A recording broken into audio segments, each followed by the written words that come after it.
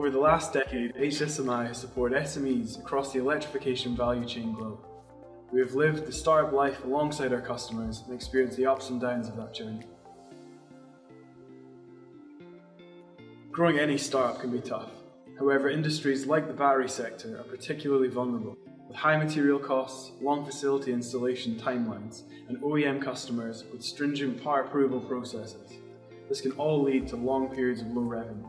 Organic growth, poorly timed funding rounds, and the introduction of new systems or trials, once OPEX is high, can lead to businesses stagnating.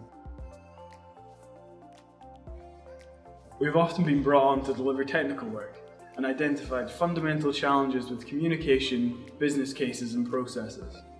Early planning of all work streams is critical to hit the right beats at the right time. Implementation of manufacturing strategies, quality management systems, and IT architecture from day one is critical. Defining a clear company vision and setting realistic expectations not only helps secure the right investors, but enables a seamless transition into production and supplier offtake in the shortest possible time at the lowest cost. We are passionate about ensuring the success of our customers and have integrated our insight and processes alongside our core manufacturing engineering services to provide affordable SME-specific solutions.